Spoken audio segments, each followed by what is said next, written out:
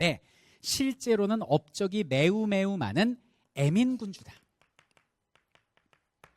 라는 걸 알 수가 있어요. 자, 이분이 영조예요. 삐짝 말라가지고 항상 채식에 소식을 하신 분입니다. 건강하죠. 그래, 술도 안 드셔. 술을 좋아하는데 술을 안 먹어. 그래가지고 재위 기간이 51년 7개월이에요. 83세 사셨어. 거기다가 그냥 깔딱깔딱 사신 게 아니라 정력의 왕이에요. 66세에 세장가를 가거든요. 왜냐하면 부인이 먼저 늙어 죽었으니까.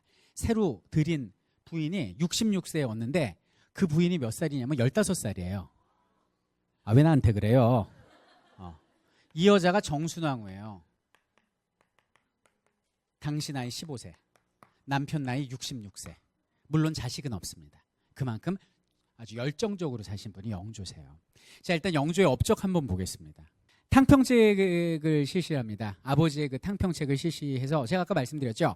노론은 일단 중심에 두긴 했어요. 왜냐하면 자기 도와줬으니까, 왕 만들어줬으니까. 하지만 소론을 등용을 해서 노론을 견제하는 그런 탄력성을 보이셨고요. 두 번째 보겠습니다. 서원을 철폐했다. 이게 뭐냐면 붕당의 뿌리를 뽑는 거예요. 그 붕당의 뿌리가 뭐냐면 왕 앞에서 막 싸워대잖아요. 노론소론 싸워대죠. 그 시작이 뭐냐면 각 지역에 있는 지방사립학교 서원에서 선비들이 모여갖고 지들이 그 당시에 시사적 사안을 가지고 꿍시렁꿍시렁 대요. 그럼 그것이 이제 이런 거죠. 예를 들면 이 노론 마을이 있고 소론 마을이 있다. 그럼 여기 서원들이 막 있어가지고 어떤 사안에 대해서 선비들의 의견이 모아져요. 이 의견을 공론이라고 그러는데 그 공론을 산림이라는 제야의 영수들이 모아. 이 산림은 뭐냐면 관직에 나가지 않은 제야의 영수. JTBC 사장 손석희 같은 사람이 산림이에요. 뭔지 아시겠죠?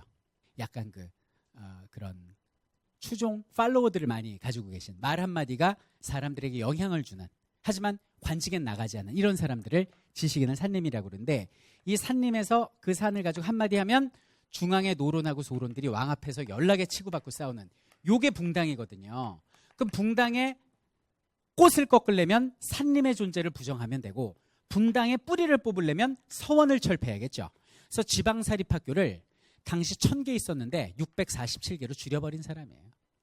그리고 니네 붕당하지 마. 혼나 진짜. 그러면서 붕당하지 말라는 비석을 세운 사람이 영조입니다. 왜?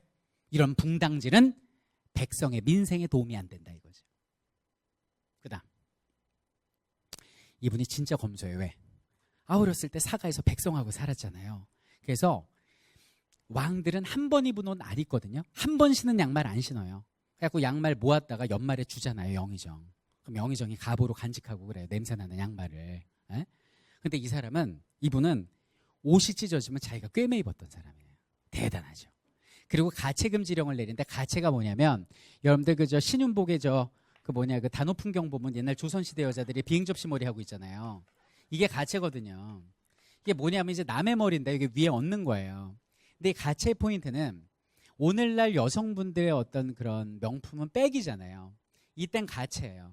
그래서 여기다가 여러 가지 장식물들, 보석들을 꽂으면 꼽을수록 가채가 크면 클수록 무거우면 무거울수록 이게 부자의 상징이에요. 시집 갈 때 이거 혼수로 가져가는데 나중에 무게가 한 15kg까지 나갑니다. 근데 영조 때 어떤 일이 벌어지냐. 한 며느리가 혼수로 가져온 가채를 쓰고 있다가 시아버지가 들어오시니까 인사하려고 고개를 들었다 퍽 하고 고개가 부러져서 즉사하는 사건이 벌어져요. 그래서 영조가 전국적으로 가채 금지령을 내려요. 자, 가혹한 형벌 폐지입니다. 조선시대 형벌 정말 가혹하죠. 예를 들면 압슬이라고 그래가지고 유리를 깨놓고 거기에 무릎을 꿇히고 이실직고 하라 그러면서 맷돌을 하나씩 얹어놔요. 무릎 위에. 그러면 그 유리 조각이 연골에 파고들면서 안질뱅이 되거든요. 나 백성들의 삶을 잘하는데 너무나 불쌍해. 그런 거 하지 마. 삼심제를 시행을 해요. 지금 우리 죄 졌을 때 항소하고 상고하고 3심까지 대법원까지 올라가죠. 그걸 시행한 사람이 영조예요. 억울하면 또 상소하고 또 상소하라. 그래서 사형수에 대해서는 3심제를 실시했던 사람이 여기는 영조가 되겠습니다. 그리고 그 외에도 금주령도 시행을 합니다. 본인은 술을 되게 좋아해요. 왜냐하면 영조가 돌아가시려고만 하면 어이들이 무슨 약을 써도 안 되거든요. 그때 솔잎으로 만든 약주를, 그러니까 술을 입에 넣어드리면 벌떡 일어났대요. 야, 나 지금 뭐 먹었니? 뭐 이런 식이에요. 전하, 술이 옵니다. 뭐 이랬대요. 술을 그렇게, 원래 이씨 그 집안이 좋아해. 오죽하면 영조 손자 정조가 수원 팔달문 앞에 동상 있는데 술병 들고 있잖아요. 술잔하고. 가봤어요? 팔달문 앞에 정조 동상을 수원시에서 세웠는데 술병 들고 있어요. 그 집안이 좋아해. 근데 그걸 끊은 거예요. 왜 끊었을까요? 백성들이 먹을 양식이 없는데 그걸로 술을 만들어 먹냐? 그리고 그 취한 정신으로 니들이 어떻게 백성을 다스려? 술 끊어 임마. 이런 애민군주라니까요. 왜 영조예요? 얼마나 무서웠는지 통신사로 일본 간 사신들이 일본 막부에 잔만 받고 마시질 않았대요. 덜덜 떨면서. 이 사람의 영조입니다. 그죠? 그런데 왕으로서는 완벽했는데 아버지로서는 교육 방식이 완전히 잘못된 거죠. 이 불통의 교육이죠. 이 아들이 누구라고 그랬어요? 영조 아들이. 이선입니다. 이선. 선이가 태어났을 때 차라리 처음부터 애가 능력이 없었으면 기대는 안 하지. 3살 때 글을 다 깨우쳐. 글씨를 쓰는데 명필이야. 대신들 나눠줘요. 대신들이 줄을 서. 서로 받으려고. 그리고 뭐 3살짜리가 말도 잘못하는데 아으 그러는데 왕 그러면 아버지 딱 가르치고 세자 그러면 크크 막 이러고.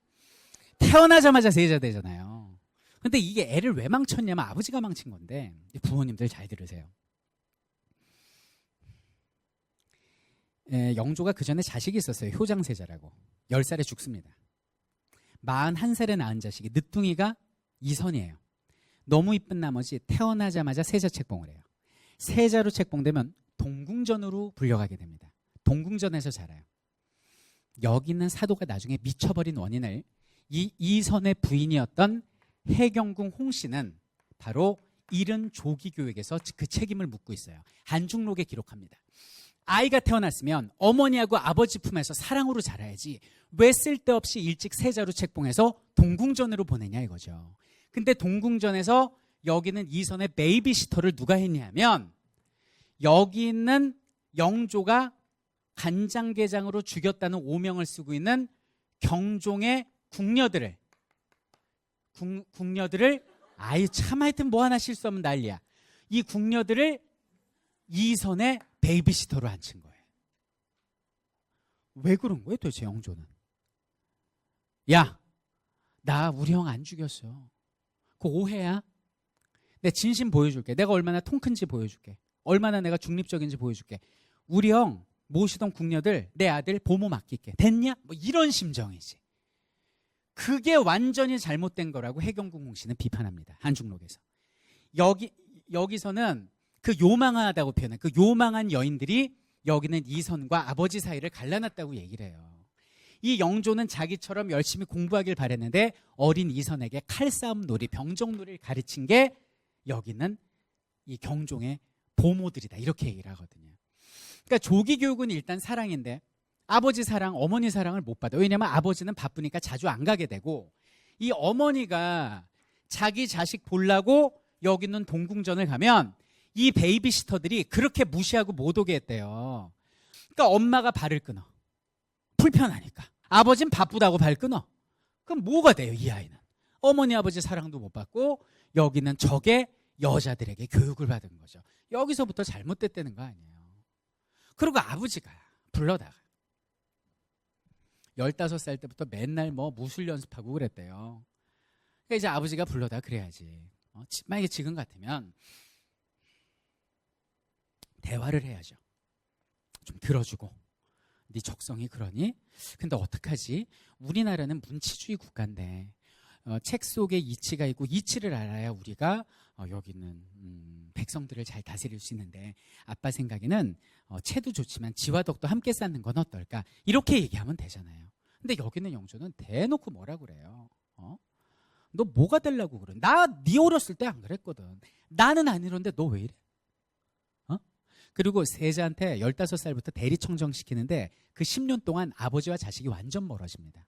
아니 잘하면 잘했다 그러고 못하면 못했다 그래야 되는데 잘하든 못하든 무조건 꾸중했다는 거 아니에요. 아버지한테 가서 아버지 이거 어떻게 하면 좋겠습니까? 그것도 네 알아서 못하냐 이 자식아? 이거 자격 없네 이거. 아, 묻지 말아야겠다. 아버지 제가 처리했습니다. 네가 왕이야? 왕이냐고! 뭐 어떡하라고. 이게 영조가 생각한 엄격한 교육이었는데 그건 완전히 잘못된 교육이죠. 여기는 사도는요, 아버지가 무서워서 같은 궁궐에 살면서 짧게는 6개월에서 1년 동안 찾아뵙질 않아. 기본적으로 세자는 아버지를 하루에 3번을 찾아뵈야 되는데 1년을 안 봤어요. 바로 같은 궁궐에 사는데. 근데 영조가 서로 부르지도 않아. 그러니까 완전히 멀어진 거예요. 지금 자녀분들 같이 왔지만 일주일만 대화 안 해보세요. 부부간에 자식간에. 오해 생긴다니까. 얘가 뭘 하는지 어떻게 알아. 오해를 낳고 그 오해가 증오를 낳고 증오가 분노를 낳는 거죠. 그래서 나중에 여기는 아버지가 오라 그러면 여기는 이선은 청심환 안 먹으면 아버지도 못 만나요. 아버지가 호통치면 기절하고 몇 번이고 스스로 목숨을 끊으려고 그러다가 살아난 사람이 이선이에요. 나중에 정신병에 걸려요. 미쳐갖고 발작하면 아무나 궁녀, 내관 다 죽여. 100명을 죽여요. 연쇄살인마 사이코패스가 됩니다. 또 하나의 후궁이었던 제가 아까 조선전기 때 말씀드렸나? 빙해, 상습적 폭행. 때려 죽여요. 자기 부인을. 거기다 빙해가 낳은 자식도 때려가지고 기절시킨 다음에 연못에 던진 미친놈이 됩니다. 누구 때문에 미쳤냐 이거죠.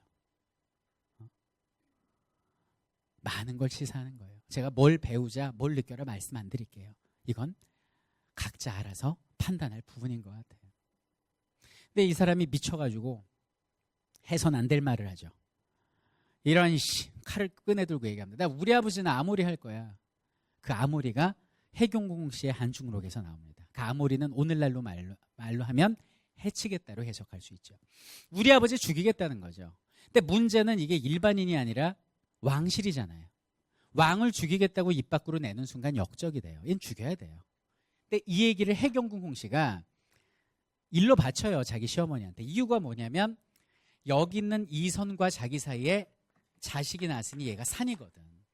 만약에 이 사람이 역적이 돼서 잘못되면 그 화가 아들한테 미칠 게 두려워서 홍씨는 그 사실을 시어머니한테 일러 바치고 시어머니는 그 사실을 남편에게 일러 바쳐. 자식을 지키기 위해서 남편을 버린 여자고 남편을 지키기 위해서 자식을 버린 여자죠. 이렇게 사도는 두 여인에게 버림을 받습니다. 그리고 영조는 고민을 했겠죠. 내가 아버지로서는 아들을 죽일 수 없지만은 400년 종묘사직을 이끌 왕으로서는 역적을 처단해야겠다. 저놈이 살아서 이 나라의 왕이 된다면 아마 연산보다 더 미친 왕이 등장할 거고 그러면 이 나라가 망할 텐데 내가 선왕들을 어찌 볼 수 있겠는가. 아버지 숙종재단에 가서 칼을 차고 가서 제가 오늘 역적을 처단하겠습니다 라고 제사를 드리고 그리고 한여름에 사도를 부릅니다. 데리러 와라. 그 당시 그 장면이 실록엔 안 나오지만 해경궁 홍씨의 한중록에 나옵니다. 사도가요 자신의 죽음을 알았는지 한여름에 벌벌벌벌 떨더래요. 여보 나 추워. 털모자 좀 줘. 털모자 근데 우리 아들 쓴 산이 쓰는 털모자 좀 줘라고 얘기를 해요. 그때 해경궁 홍씨가 말하기를 여보 산이의 털모자는 작아서 머리에 안 맞으니 당신이 쓰시던 털모자를 드릴게요 하고 주니까 사도가 버럭 화를 냈대요. 야 왜? 내가 지금 불려가는데 왜 내가 죽으러 가는데 그럼 내 자식 쓰던 거 쓰고 가면 재수 온 붙을까 봐 그래? 내 자식한테 화가 갈까 봐 그래? 이런 그러면서 가했어요. 그게 해경궁 홍씨가 마지막으로 본 남편의 모습이에요. 그리고 가서 자결을 권합니다. 칼 집어던지고 너 스스로 그냥 너 목숨 끊어 이 자식아 이렇게 얘기를 해요. 너 죽어라. 내가 죽으면 내가 왕이라 이 나라 종묘사직이 끊겨서 안 되고 네가 죽으면 내가 네 명예는 지켜줄게. 그러니까 여기는 사도가 자결을 하려고 막 머리를 땅에 들이받고 막 목을 매는데 옆에 신하들이 다 말려요. 왜? 그 세자 죽는 걸 어떻게 가만 보고 있어. 안 죽고 나중에 왕 되면 그럴 거 아니야. 너 임마 그때 왜 안 말렸어. 그럴까 봐 신하들이 말립니다. 그러니까 온열 삼복도에 속옷까지 다 젖으니까 영조가 안 되겠다 싶어. 야 뒤주 가져와 이러고 그 안에 넣은 거 아니에요. 그래서 그 좁은 뒤주 속에 서서히 아주 서서히 폐소공포증에 시달리면서 일주일 만에 죽은 사람이 사도예요. 그럼 사돈 누가 죽였어요? 아버지가 죽인 거예요. 아버지의 그 욕망이. 마음으로는 너를 위한 거야, 자식을 위한 거야 라고 하지만 자신만의 그 어떤 잘못된 교육이 망쳤다는 거죠.